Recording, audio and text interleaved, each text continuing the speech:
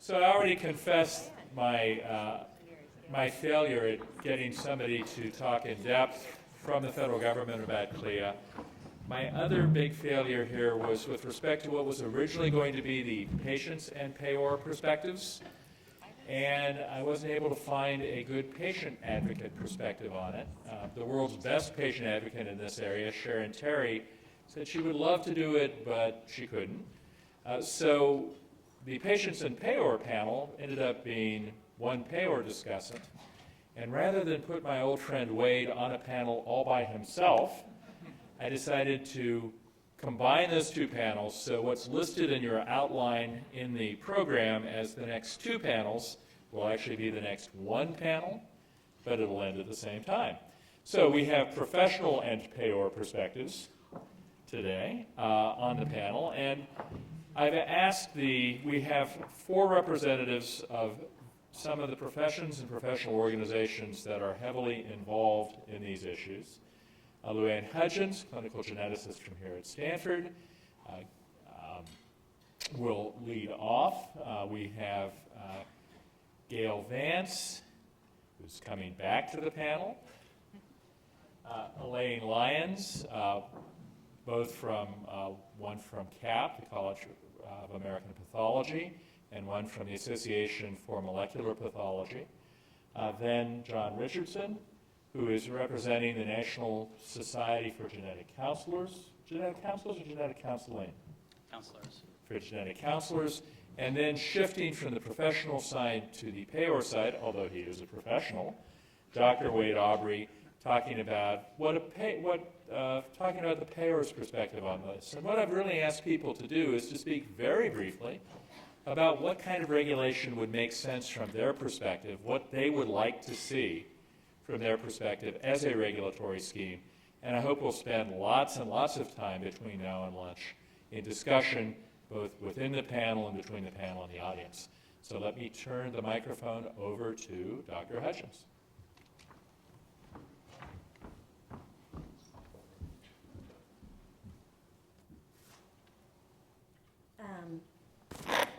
Thanks, Hank. As Hank said, I am a clinical geneticist, and that's why I was in clinic before I came here. So I had to kind of rush.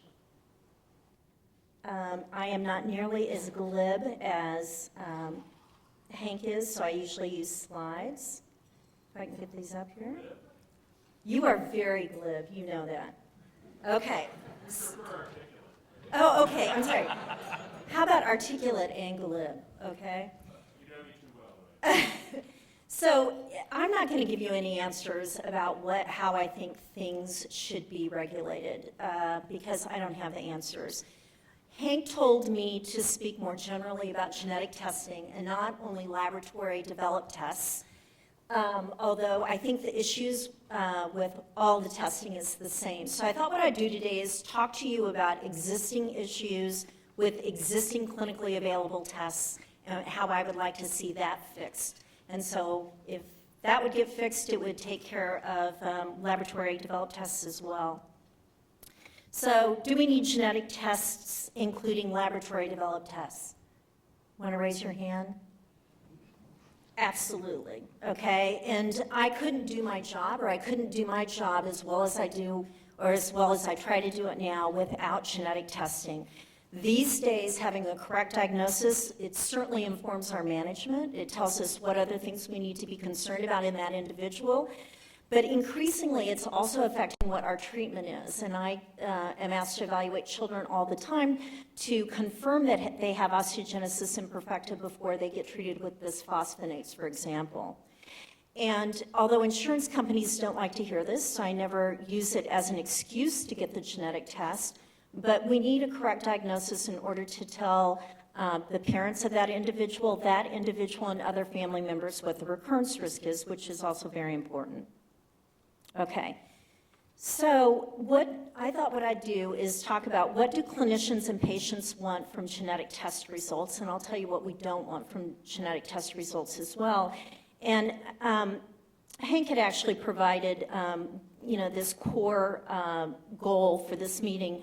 We want to provide genetic tests that are safe, effective, and useful, okay? And I know that there were talks about clinical validity, analytical validity, and unfortunately, I wasn't able to hear them. Hopefully, this won't be redundant, but I'm going to talk in a much more practical way about the same issues. We all want accurate results with good clinical analytic validity. And another thing that I want to know, now I'm going to start talking about some things that are not in reports of clinically available tests that are very helpful to me. What is the detection rate? If I do a genetic test for a certain disorder, how often in a cohort of patients who look like they really have that condition, how often will it be positive? Because as we know, there are many conditions that are heterogeneous, and there could be additional genetic testing I should be considering. The other thing is, once a mutation is identified, I need to know, has it been described in individuals who are affected with that condition of interest? And you'd be surprised how often that isn't there. A good lab will tell me, yes, a specific mutation has been described in so many individuals. And a good lab will also say, if it has not been identified in the affected cohort, is that mutation likely disease causing based on the predicted change in the protein? For example, would this likely cause loss of function if that is the mechanism for this condition? But the other thing is, one of the things that Hank said we would talk about a little bit, because it's becoming increasingly used, is whole exome and whole genome sequencing. And we find variants all the time, and we don't know whether they're disease-causing or not. So it's very helpful to know, is that same variant described in the general population? If it's described in a certain percentage of the general population, then perhaps it is just a common variant and not associated with the disease. Then, again, these are for mutations of, quote, unknown significance. I expect the laboratory to actually perform in silico analysis using various programs like SIFT and Polyphen to tell me whether that mutation is likely to be disease-causing, whether it is likely to be benign, or they simply don't know. And then another thing that is really important to me, and again is going to be increasingly important using next-generation sequencing for whole exome and whole genome sequencing, is parental testing. Because very often it's important to know if one of the parents carries that variant. Obviously, if it's dominant disorder, the parent carries the variant, then the parent is unaffected, it is unlikely to be associated with the disease. So these are pretty simple things that I think every lab should do, but I can tell you that that doesn't always happen. I recently got a result and it just said there was a mutation. There was none of the above information. I had one of our fellows call the lab. The lab said for us to perform in silico analysis, for us to perform parental testing, it's all going to cost you more money. Okay. Now I want to talk about what we do not want. We do not want pages of variants of unknown significance.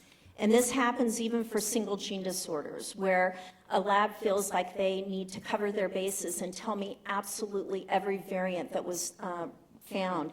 That's not helpful to me at all. Again, I feel like the insurance company or that family is spending money, and the lab needs to do their job to interpret whether that variant is likely or not.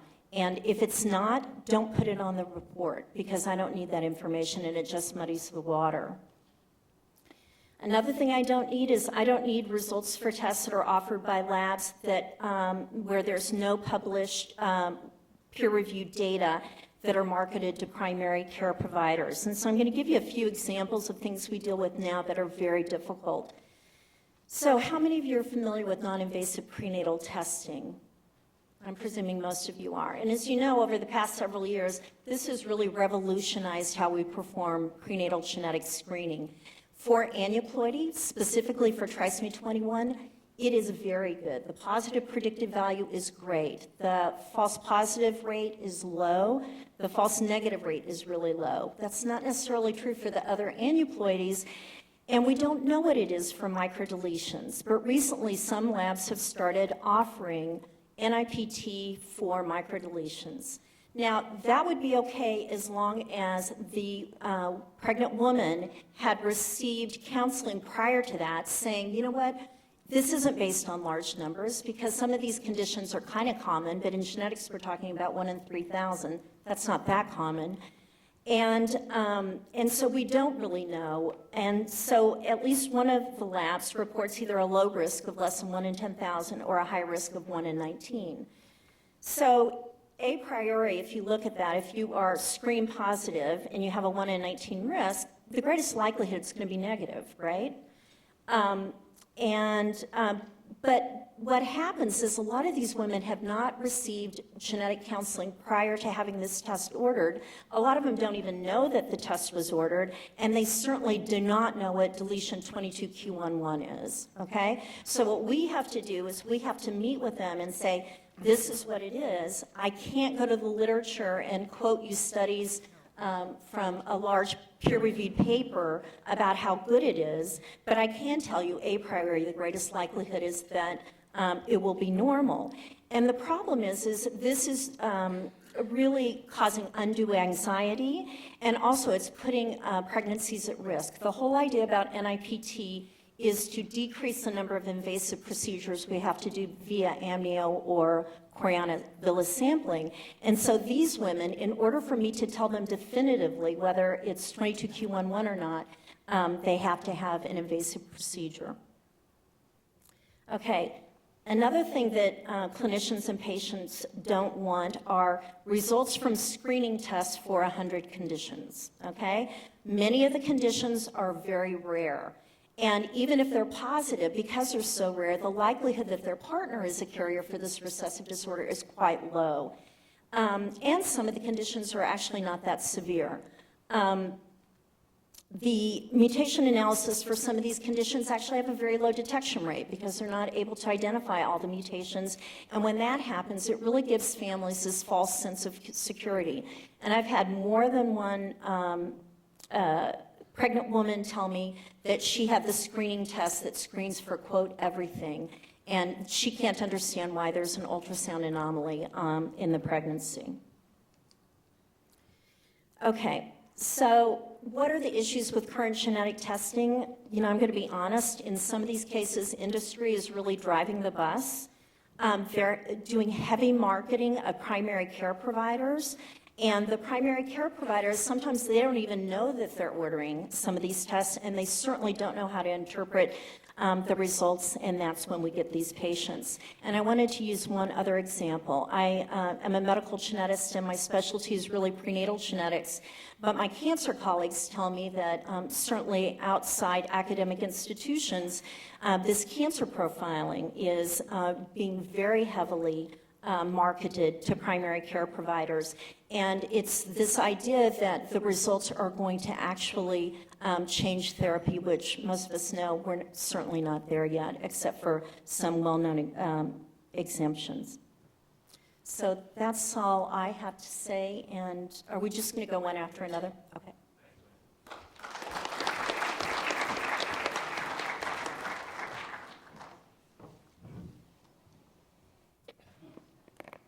Actually, we should have the Federal Trade Commission here today, too.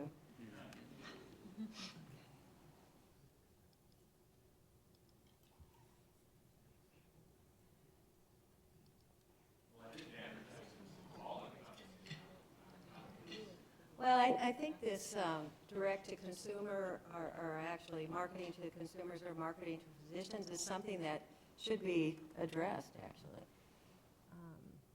Let's see here.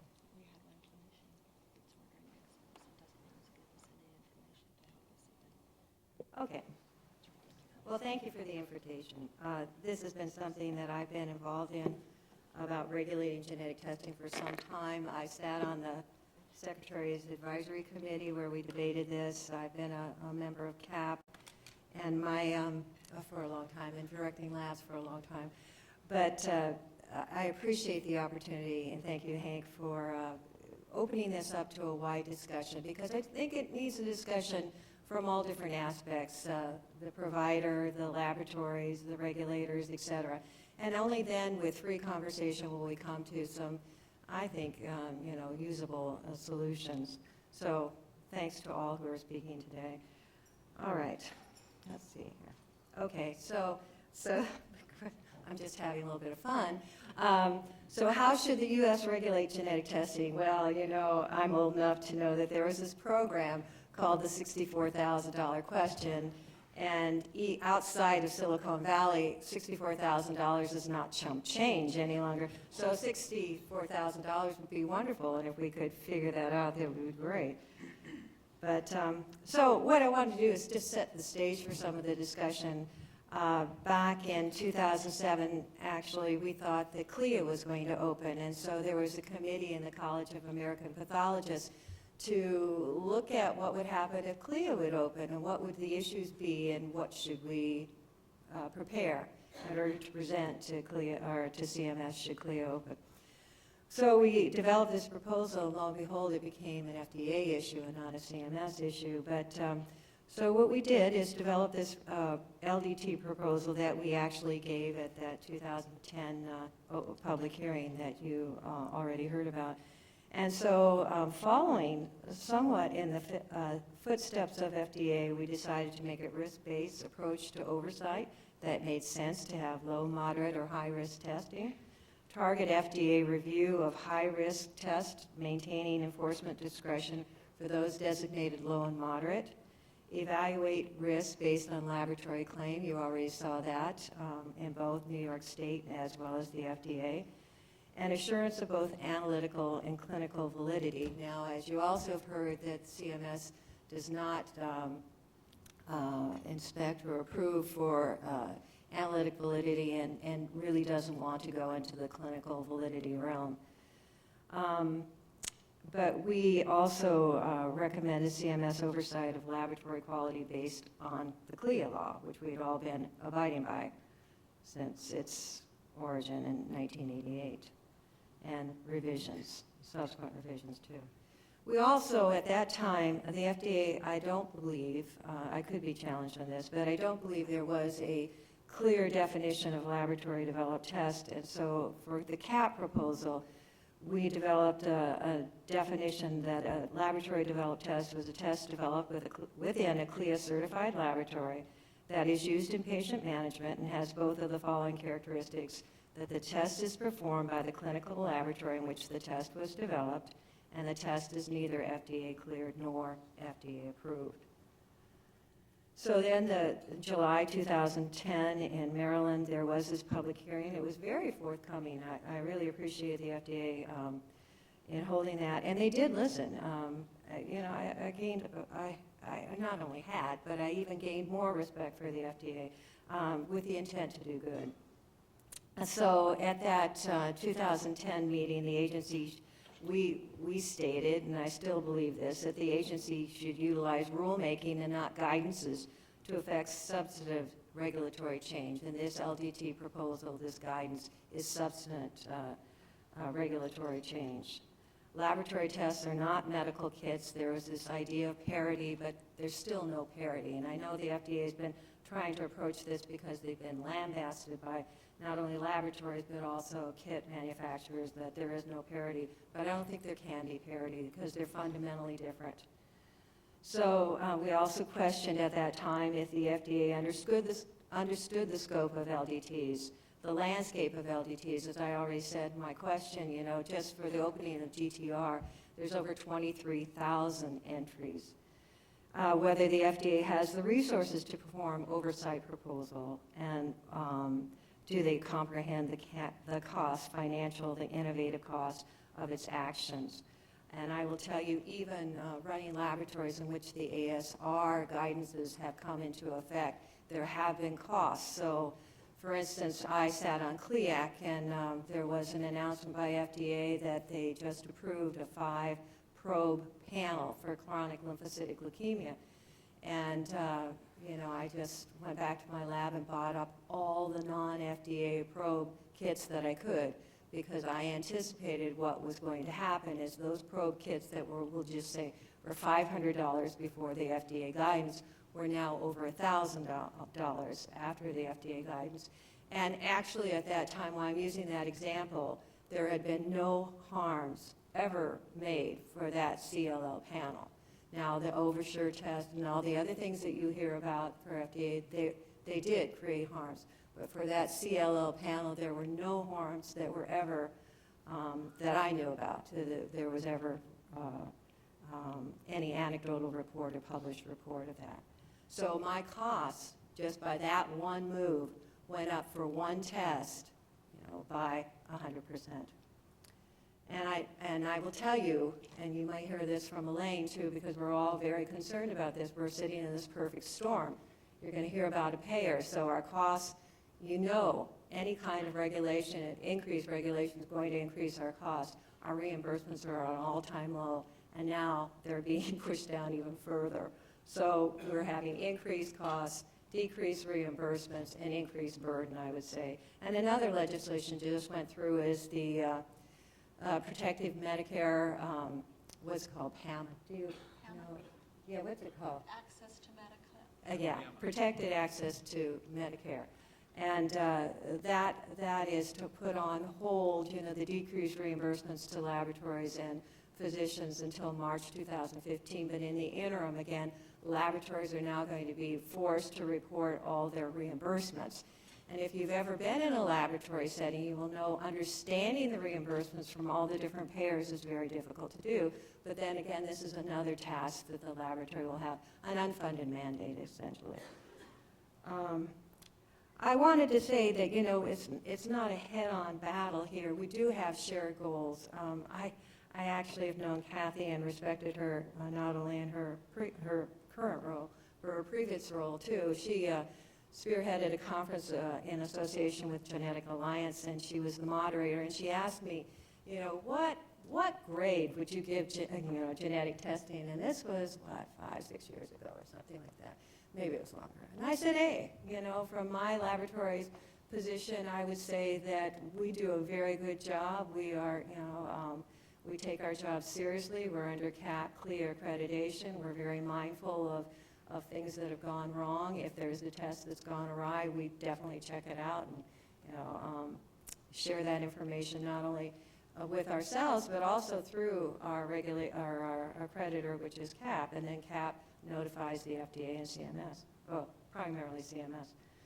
But we do have shared goals, and so we have these goals that we want to assure that tests are being offered analytically and clinically valid. I think clinical validation is necessary.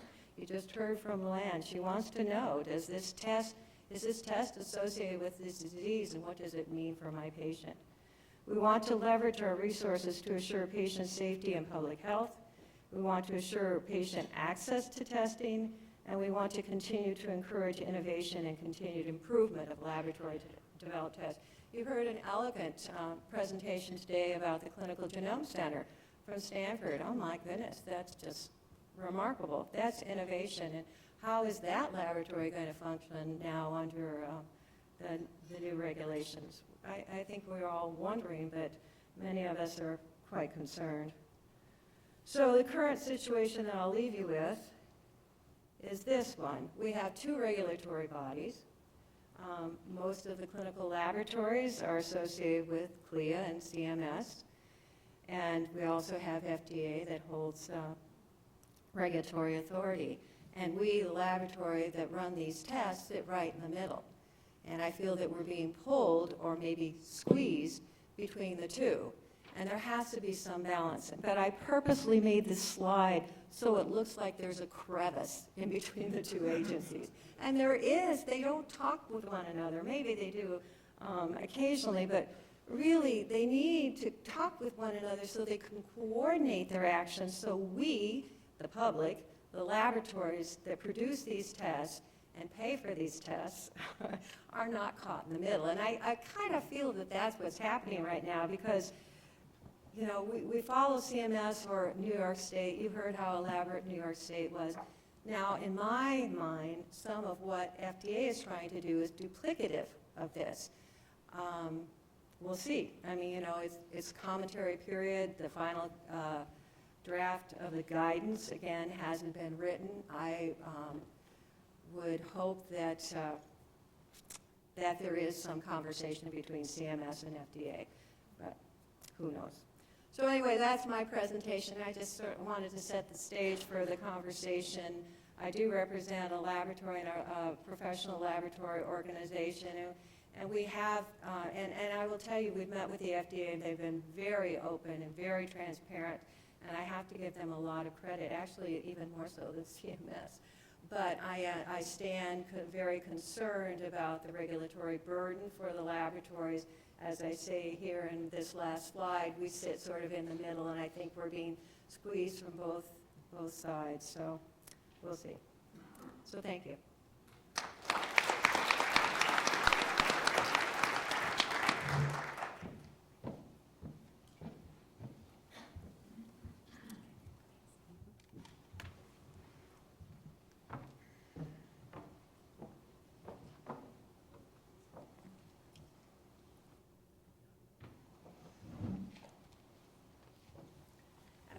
So I am representing the Association for Molecular Pathology today, and I'm their president for another month or so.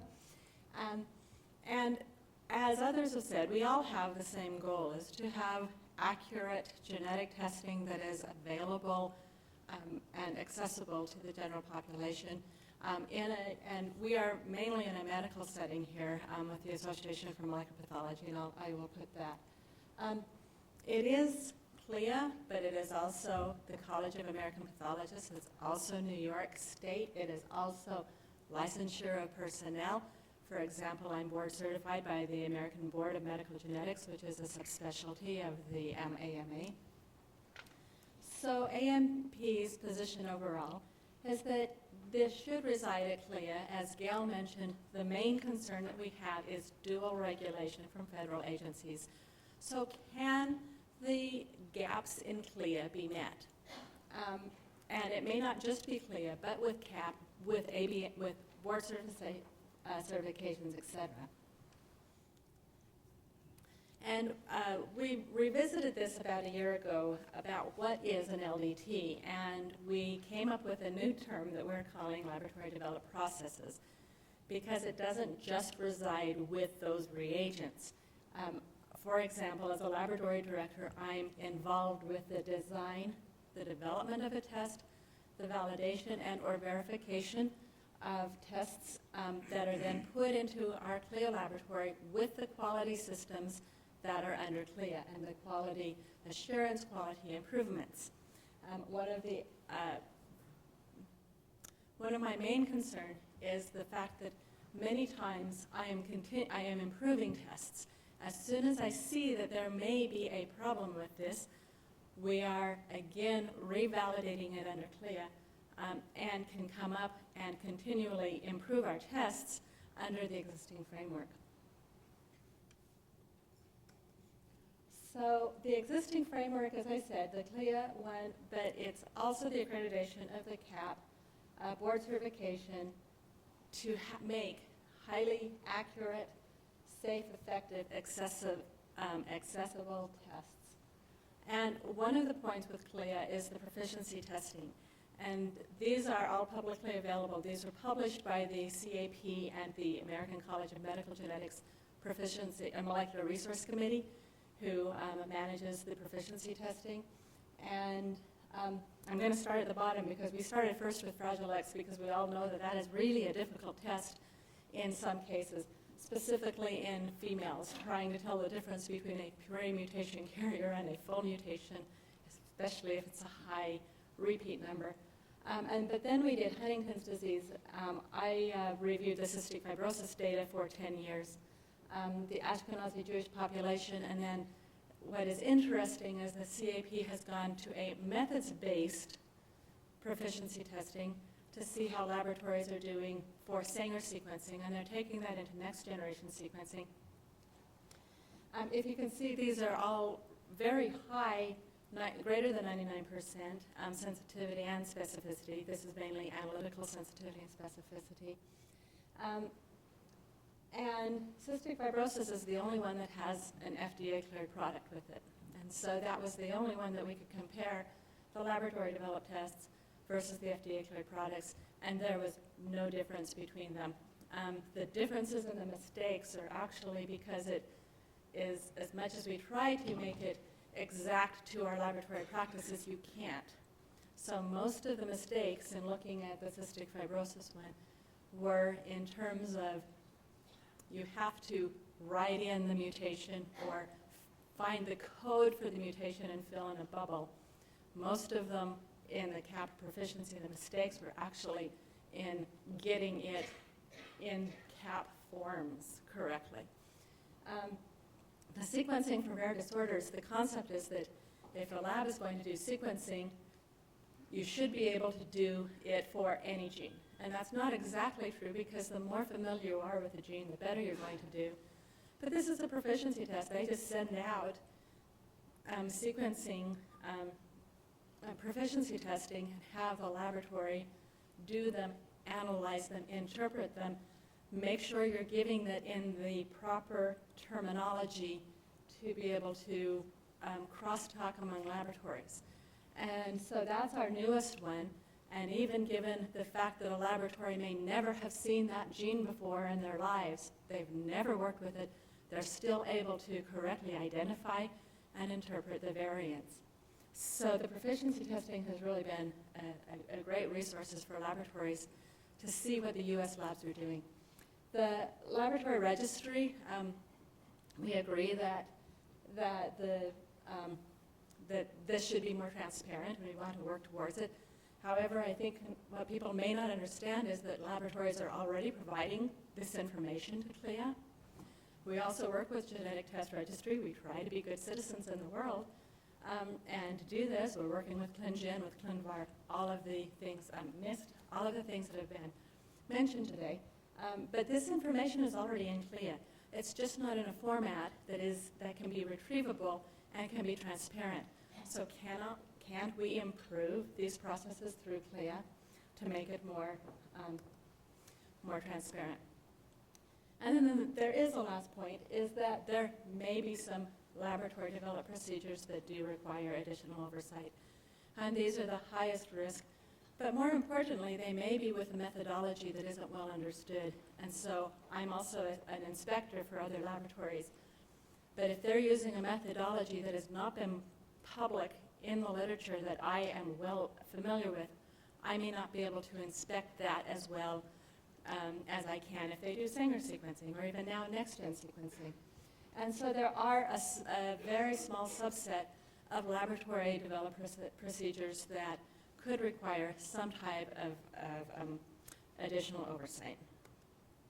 And that is my quick 5 minutes.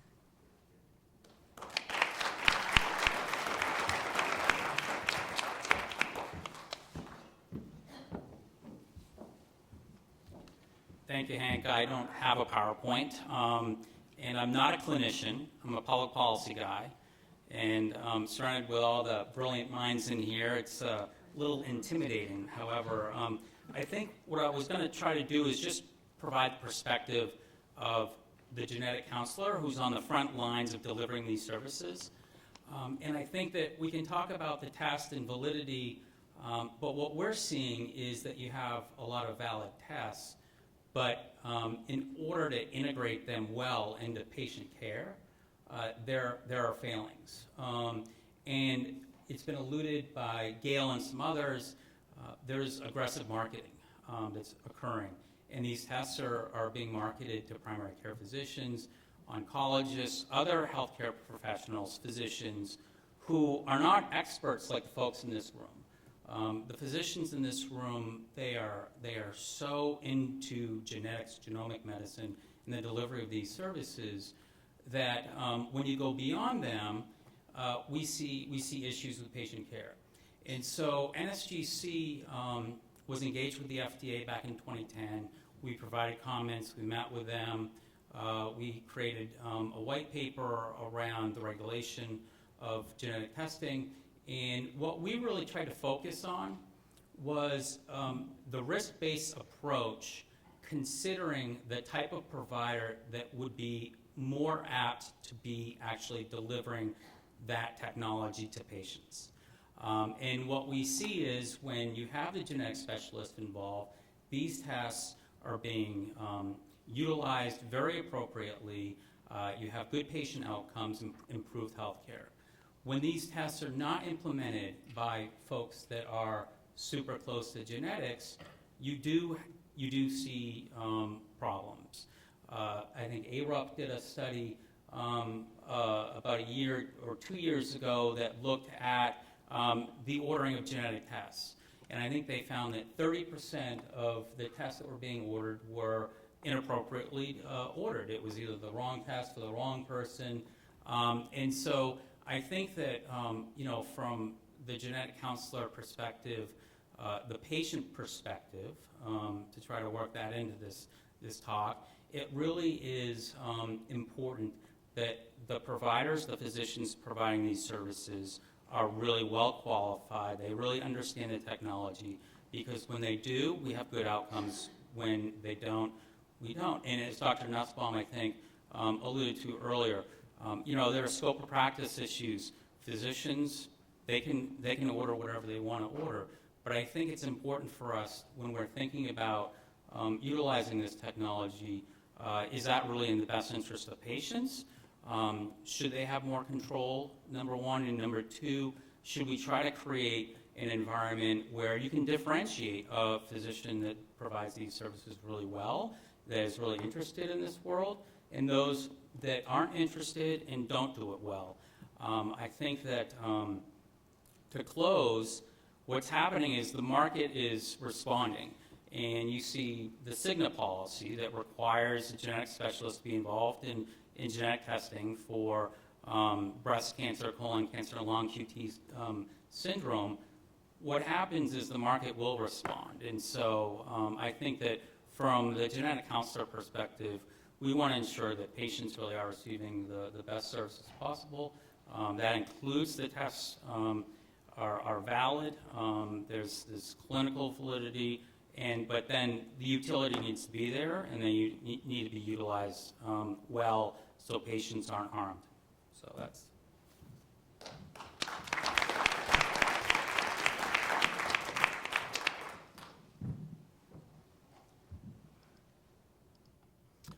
So I'm Wade Aubrey, and I'll start off by saying I'm a former payer, not a current payer. But I've been involved in issues related to payers for many years. And so I'd like to give a perspective from the payer point of view, and that would, I think, to summarize it quickly, it's better evidence and more accurate coding are the main issues. So payers have had, and I'll also say that payers have had some difficulty getting their arms around the whole field of genetic testing and trying to determine what the best framework is for evaluating and paying for genetic tests. Particularly for LDTs, the number and volume have increased substantially over the last several years, leading to concern about recognizing what they're being billed for, evaluating the evidence, and they're really interested in clinical utility as well as analytic and clinical validity. And basically coming up with policies to recognize and pay for tests that have sufficient evidence. So from their perspective, I would say that that genetic tests should be accurately coded so they can recognize the test and determine whether it's medically necessary or whether it fits under a local coverage decision for Medicare or a medical policy for a commercial health plan like the Blues. And as I think probably all of you know, the AMA CPT editorial panel is in a multi-year process for redoing the codes and creating uniquely identifiable codes and moving away from code stacking and other types of coding that is not entirely descriptive of what is being billed. And so going forward, code stacking for the molecular pathology codes, for example, would be considered incorrect coding if there is a more accurate code that would describe the service. They also want tests to be supported by evidence for analytic and clinical validity, but particularly for clinical utility. And my sense is that FDA regulation of this area of LDTs will help payers determine analytic and clinical validity at the time that the test is offered to the public. However, I think that both public and private payers will make their own determinations of clinical utility and therefore coverage decisions. Also, in terms of screening tests, the usual procedures for commercial health plans and now under the Affordable Care Act is that for payers basically to go along with the recommendations of the U.S. Preventive Services Task Force, which is a very rigorous process of determining what tests should be offered as screening tests. Payers are also concerned about value. I would say it's secondary to current evidence. However, they're definitely concerned that the test speed appropriate treatment, avoid or prevent inappropriate treatment, and save downstream costs.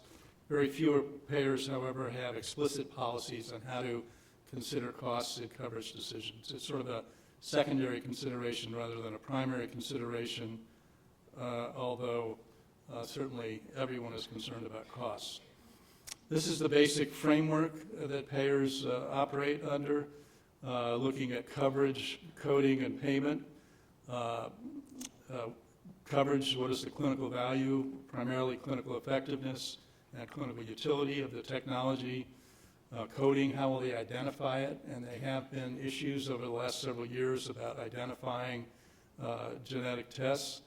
And what is the specific payment that will be provided? I'd like to talk briefly about commercial payers and public payers, and in particular, as an example of commercial payers, the Blue Cross Blue Shield system. And in terms of how they evaluate evidence and develop medical policies, they use this type of a framework, which is the technology evaluation criteria. And these basically are focused on improvement in health outcomes. The first one deals with FDA regulation. So under the current system for laboratory developed tests, one would be not applicable. But I would say that payers most likely would prefer that at market entry there is some evidence that that there is at least analytic and clinical validity at the time of market entry. But really, their decisions are based on number 2 through 5, which basically states, is there sufficient evidence to draw conclusions about the effect of the test on medical decision-making and health outcomes? Do the benefits outweigh the harms? Is it at least as beneficial as any established alternative? And can it be used in the conditions of usual medical practice outside the investigational setting? So for diagnostic tests, this would be both for their technology assessment program and for their process of determining national medical policies. And I will say that increasingly the Blue Cross Blue Shield system is becoming more uniformity, is having more uniformity across the country. It used to be 10 or more years ago that there was a lot of inconsistency across the system. Sometimes that was good from a provider's point of view, in that some things were covered in some states, not in others. But now it's becoming more uniform based on model medical policies that are based on that tech assessment framework. So the key issue for payers, as I said, is clinical utility, that there's evidence demonstrating that the diagnostic information can be used to improve patient outcomes, basically by informing medical decisions that benefit the patient. And so this would be a typical framework for determining clinical utility. The blues, as I said, are based here on number 4, which is improved clinical outcomes, but basically clinical utility referring to the ability of the diagnostic test results to influence physician decision-making in treating a patient.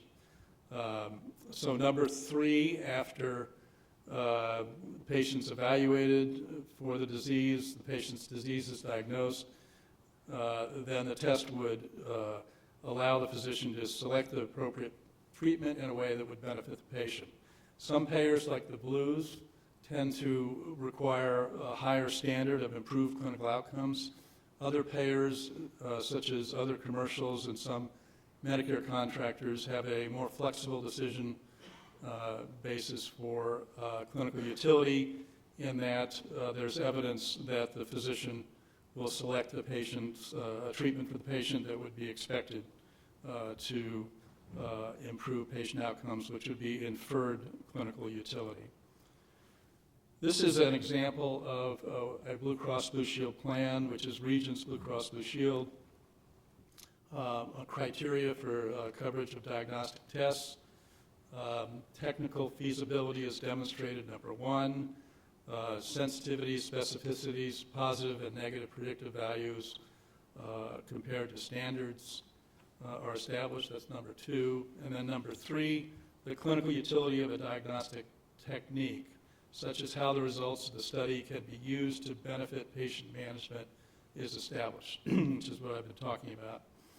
The clinical utility of both positive and negative tests must be established. So you can see this is a fairly high standard for coverage, and this is the framework that the Blues use in general. And as I said, I think they would be interested in having more evidence of the tests at the point of market entry, such as might happen under FDA regulation, but they would reserve the right to determine clinical utility. In Medicare, there's a program that's been established called the MolDX program, which was originated in Palmetto, which is one of the Medicare administrator contractors. And most of the decisions on clinical utility for genetic tests go through this program. These documents describe their technical assessment process for coverage, and it's a fairly lengthy process, and it results in 3 tracks to evaluate clinical utility evidence. It's either approved by the FDA as a companion diagnostic, which leads to expedited review of clinical utility, or the test has been formally reviewed by a MolDX designated specialty society who has designated the test as standard of care, which is an expedited pass-through evaluation of clinical utility. All other tests, which are the large majority of tests, are not eligible for an expedited review and have a process of the carrier reviewing the clinical evidence, the clinical studies for clinical utility, and then making a determination of coverage or non-coverage. So this continues to be an evolution, but I would say that it's a fairly rigorous process for clinical utility evaluation, both in Medicare and in the Blue Cross Blue Shield system and commercial health plans.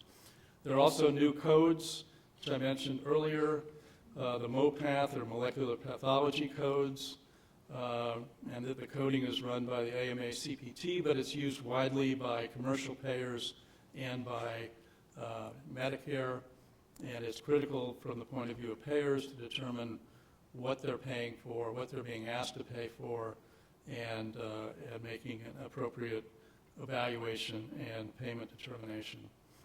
So there are MOPATH codes, there are new genomic sequencing procedures, and other molecular multi-analyte assays, and there are the MAAAs. These are all new codes in the last year, and next year, 2015.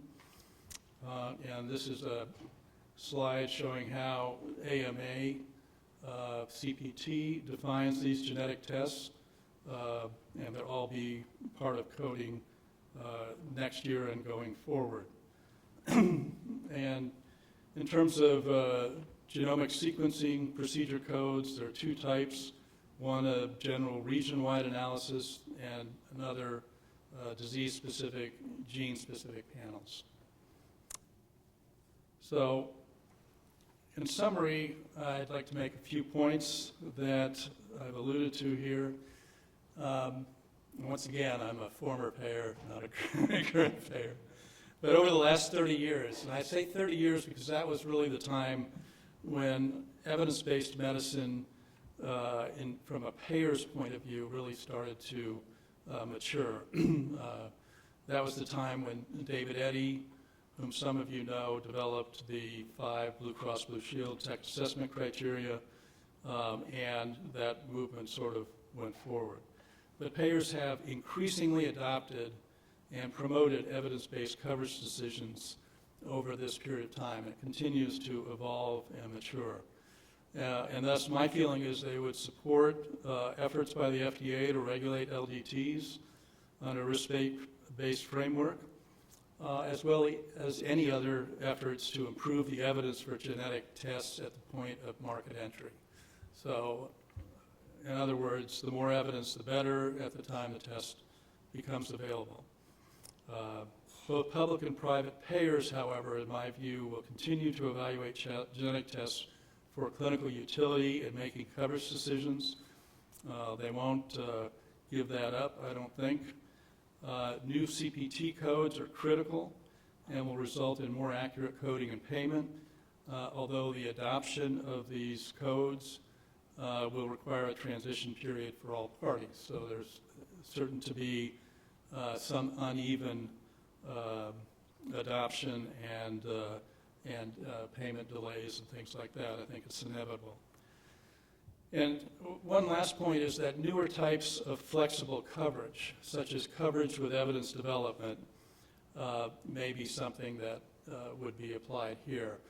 There was one example of that in terms of the genetic test to initiate warfarin treatment, which was a national coverage decision by CMS, posted on the CMS website, which gave an example of the types of studies under coverage with evidence development that would qualify for Medicare coverage. It's possible that that could be extended to other genetic tests that are early in development and provide some access and coverage while evidence continues to be developed. It's now being applied selectively to Medicare administrative contractors and to some commercial plans. This may address the interests of patients and providers and earlier access to promising genetic tests while continuing to develop evidence. And that's it. Thank you.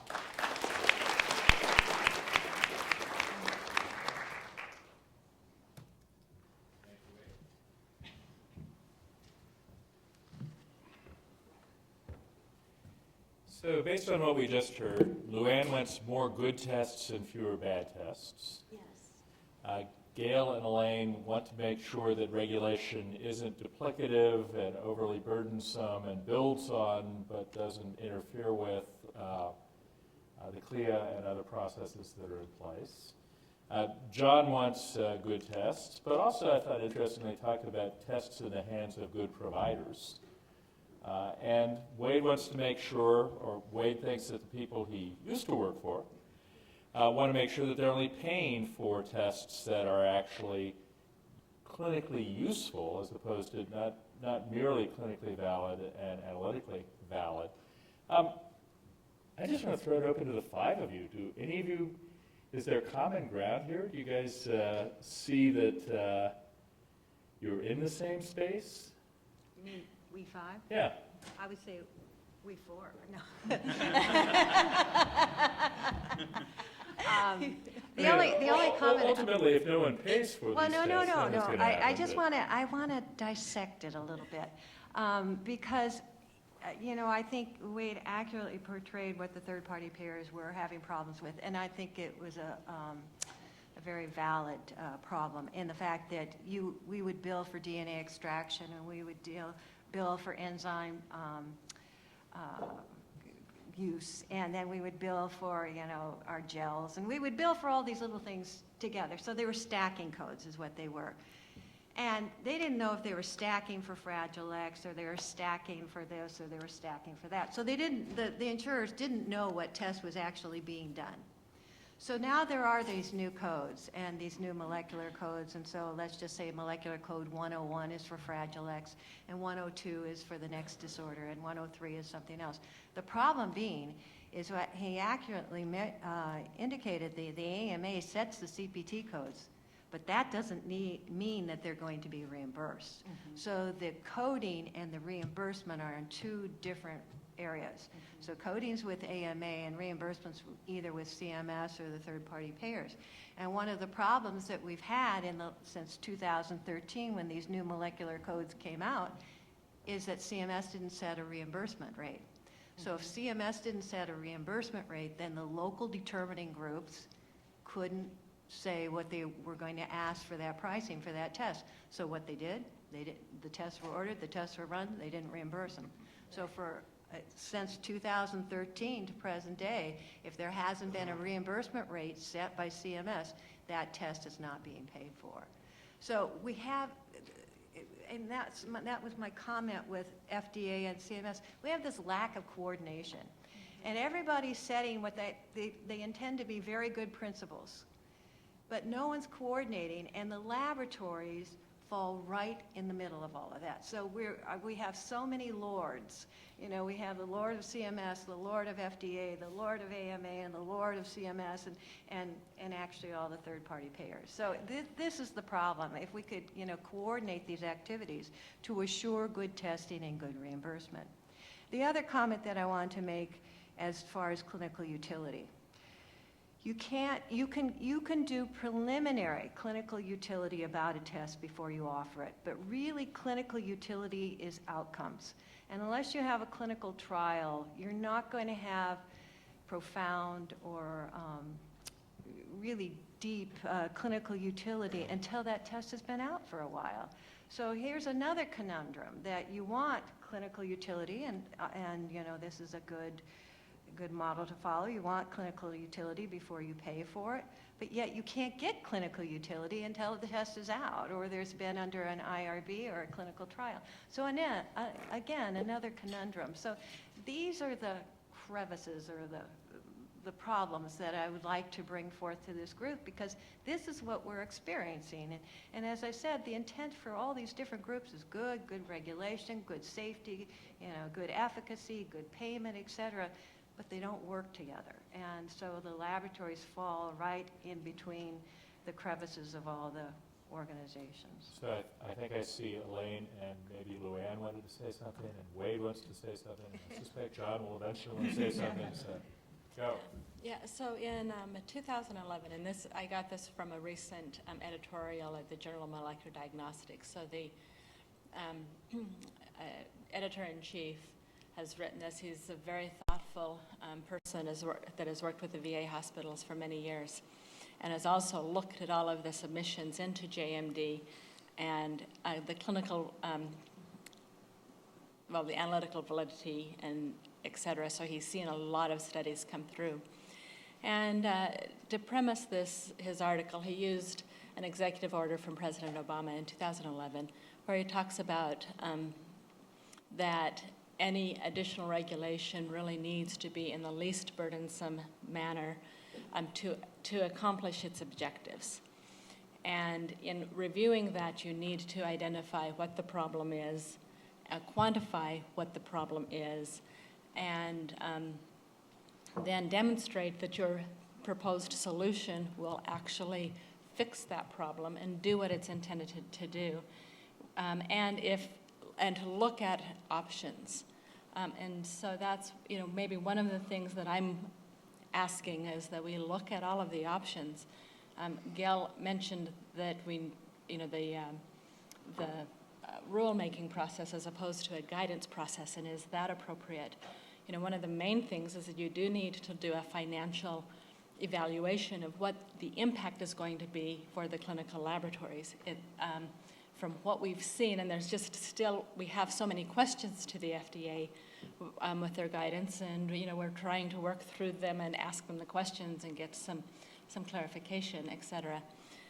But really, what is going to be the best way? You are creating a perfect storm that patients could really lose access, not be affordable, and not have the best test that is actually available. So I think we all are in agreement. We want good, analytically solid, clinically valid and useful tests. I mean, I think all of us agree on those principles. How do we get there? Wait. Oh, your original question was, is there common ground? And my reaction, excuse me, my reaction to that is, what's best for the patient, I think, is common ground. So certainly, I was interested in Luann's talk, in terms of providing way too much information to doctors and patients that is not clinically useful. I think that's one example of something that doesn't serve patients well. I think, good evidence of analytic and clinical validity and clinical utility certainly serves patients well. I think it is somewhat of a high bar to require outcomes, and therefore I think some flexibility in that interpretation in terms of what drives physician decision-making, or some sort of flexible coverage, such as coverage with evidence development, may be an appropriate response to that. Certainly, you can speed up the payment determination for the codes that are payable. There are a couple of methods in which that they're done. They're called gap fill or benchmarking, and but it's obviously a slow and cumbersome process, and if that could be sped up, I think it would benefit patients. So anyway, that's the common ground, patients. Elaine, you look like you wanted to say something else. Well, for the coverage issues, and AMP is trying to respond to the Medicare contractors and when they put out a coverage decision, and it's not easy to pull things together quickly and try to give them the evidences, but we're trying to.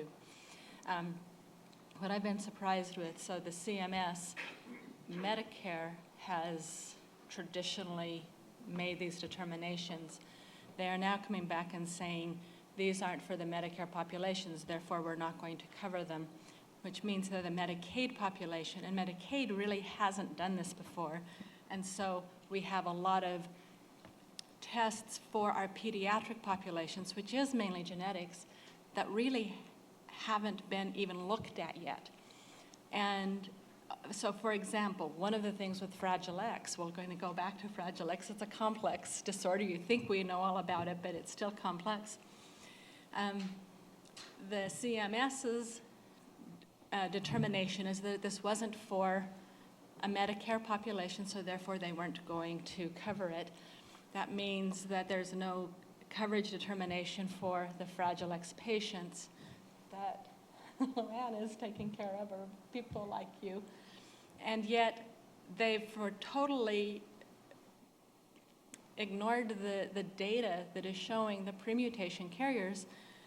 There's a significant health burden in an elderly population in terms of a Fragile X ataxia syndrome. And so, we had to go back to them and say, listen, you need to address this. This needs to be covered for a Medicare population as well as a Medicaid population. There are a lot of issues right now that laboratories are just struggling with. I mean, I guess I'd say the big lesson in the last 10 or 15 years in genetics and genomics has been it's a lot more complicated than we thought. And in terms of regulation, it's sounding like it's a lot more complicated than we thought. Regulation is in part the FDA or CLIA or CMS. Regulation is also what the payers will do, what the labs have to do, what the clinical geneticists want and need. Questions from the audience for this group? Yes. Oh, and actually, so we're down to just one audience microphone. Those of you on this side, migrate over here. Jill Hagencourt, thanks for hosting such a great event. This is really stimulating and timely conversation. My question is going to seem like it's directed at Wade, but I think probably everybody on the panel will have a response to it. It's really around this concept of clinical utility in the context of germline genetic testing. The payer perspective on that seems to be It has clinical utility if it immediately affects the way you treat the proband. But in germline genetic testing, the utility to the provider and to the patient often goes well beyond that, and it's not, oftentimes not, that kind of utility is not acknowledged by the payers. And so examples of this would be like understanding the risks of future pregnancies, or just confirming the clinical diagnosis with a molecular diagnosis so that you can better advise the patient and their family on what the course of the patient is going to be over their lifetime. And those are just two brief examples of clinical utility that doesn't really meet this strict definition of payer utility. And then you put that in combination with all of the pressures that Elaine and Gail have been describing of how I'm a molecular pathologist myself, and so to sit here over the course of my career and feel the vice squeeze in from, the multiple regulatory burdens, the multiple, the reimbursement going down, the administrative burdens going up, people, still wanting this information, providers still wanting this information, and patients still wanting this information, and being less and less able to actually get that to them, and just as another powerful kind of market-shaping force of where we're ending up. I would agree that you raise a good point. And at the beginning of my talk, I did say that payers are having a difficult time getting their arms around this whole topic. And I think that's an example of that in terms of the sort of the traditional definition of clinical utility. They do sometimes address issues such as you've raised on a case-by-case exception basis, considering the unique circumstances of the particular patient and his or her issues. But that obviously is also a cumbersome process whenever you have an appeal or some sort of alternative dispute resolution process. Oftentimes that costs more to go through the appeal process than the actual cost of doing the test itself. So anyway, I think I'll stop there, but I don't have the solution to that except that I think this hopefully will evolve into a better framework that will benefit all parties. I'm going to close the question queue with the four of you who are standing up there because lunch will be waiting soon. But feel free to ask your question briefly.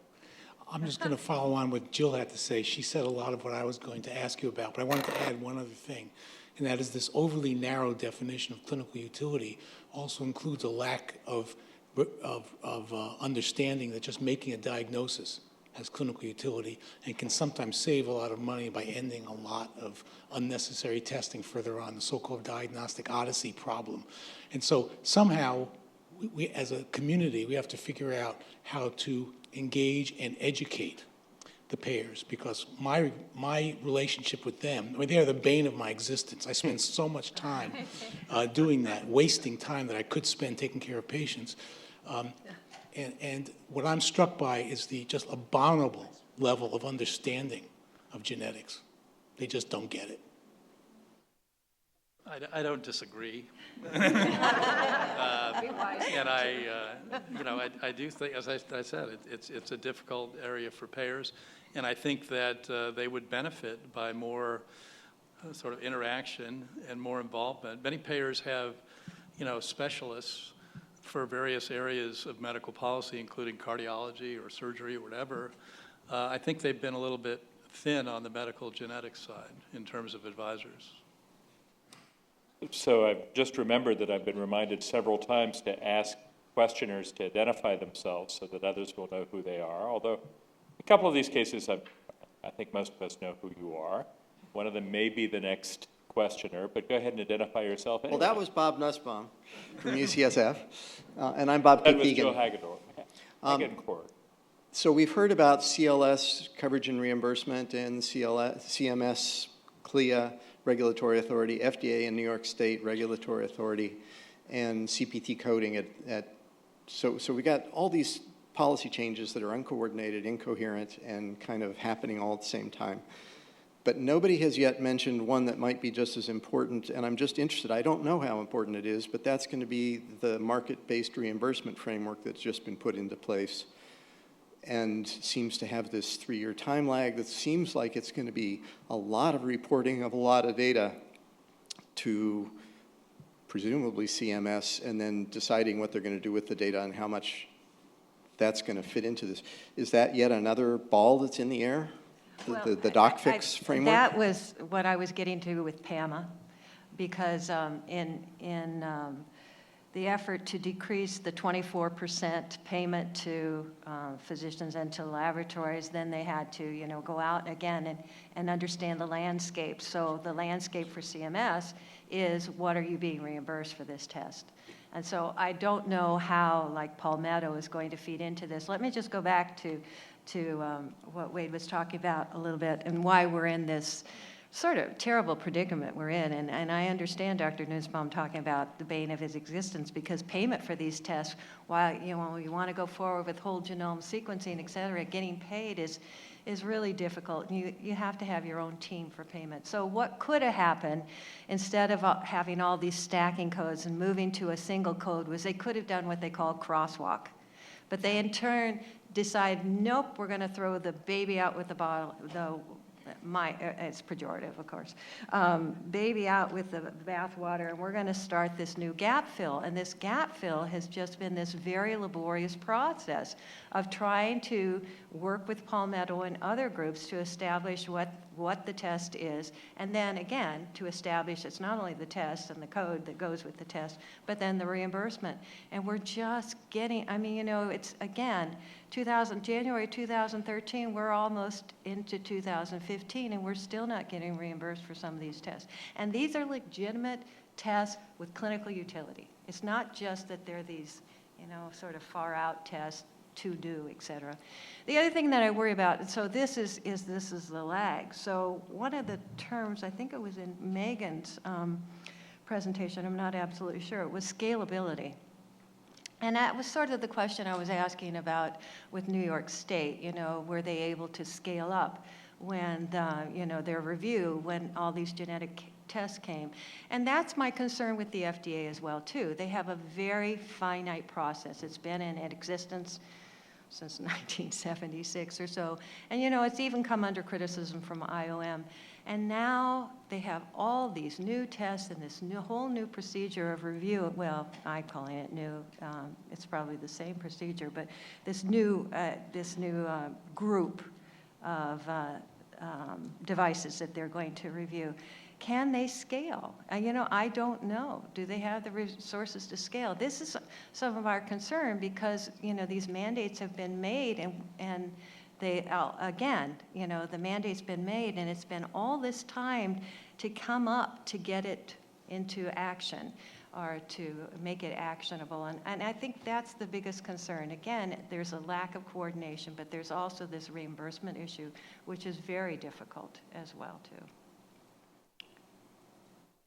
Rachel Barclay here. I'm a journalist with Healthline.com. My question touches a little bit on what you just said in terms of the lag.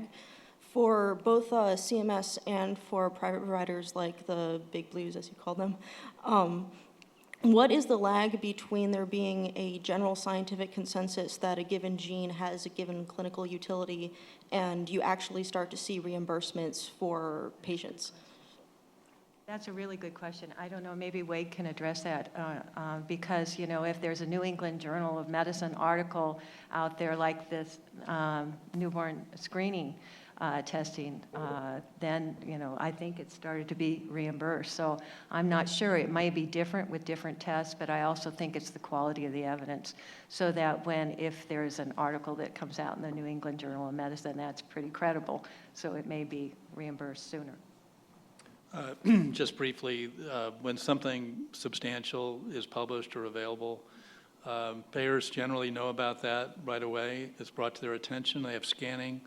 It does take a while to schedule a review and to post a draft coverage policy. So we're talking, several months. In the meantime, they may, in some cases, pay for individual tests, but that would be on a case-by-case basis. So it's obviously best for all concerned that if the evidence is there, that it's covered as quickly as possible. In practice, there's a several-month lag period. Last question before lunch. I'll try to be brief. Ron Ariano from Stanford, Professor Emeritus of Pediatrics, neonatologist, IRB chair. and currently I'm a fellow at the FDA in neonatology with the Office of Pediatric Therapeutics. Hank, Professor Greeley, this is great bringing this group of individuals together who have a great deal of authority and expertise in their fields. It brings to mind, however, that you know, I think it's almost like a phase 4 study. I mean, after you've gone through all the processes in which you've had the clinical trials and things are pretty much proven, there is the phase 4 in which you have to find out whether or not it's actually doing what you thought it was going to be safe, effective, in accomplishing. And it would seem to me that, you know, there has to be some way to bring this somewhat disparate group of related individuals together who have the common ground of patient care and patient improvement, to have a place where they can come together and really talk over the goals again, see whether or not they were achieved. Very dynamic area, you know, what genetics is going to be 5 years from now, maybe a year from now, is going to be quite different. And we have the value of registries and so forth. So I think organizationally, all of you have to decide, you know, how it is that you could continue to work together and really talk about common goals. And is there any plan for that kind of a process? And you may already have that in place. I don't have any plan for such a process, but would be happy, if appropriately funded, to do so. But I do. Well, I'm looking at Kathy as a representative of the president, who you quoted as saying, what, 4 days ago, that he was appointing a group to look into these sorts of things. I like the phase 4 analogy a lot.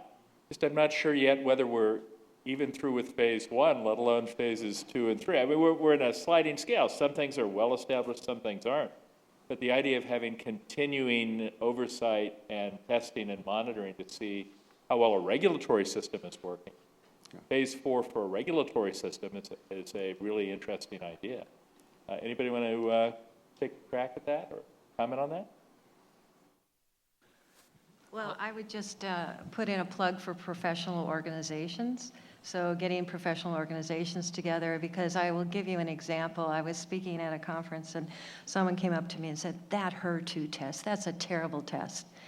Because they were advocating for FDA approval. And I said, well, do you know that HER2 test is FDA approved? So FDA approval doesn't necessarily mean the test will be done. It may be done correctly, but not necessarily interpreted correctly. So there is a role for professional organizations in setting guidelines for interpretation, as well as guidelines for reimbursement. I'm just using that as one example for getting together on the other issues as well. Thank you. Any last words for now from the 5 panelists? Sure. Keeping everyone from, oh. So with that said, the interpretation, we've been interpreting sequence variation for about 15 years now. It is getting to a larger scale. We have to rely, no laboratory is going to have all of the information themselves. We have to share data. This is, you know, one of the most important things going forward. But on the other hand, you know, as laboratory professionals, we really do try to give you an accurate interpretation. And if you saw that long paragraph, that was trying to explain in as easy a way as possible what we feel is the most significant findings. And so please recognize the role of the molecular professional in doing this interpretation and in the entire part of the process. Okay, well, join me in thanking this panel, or 2 panels.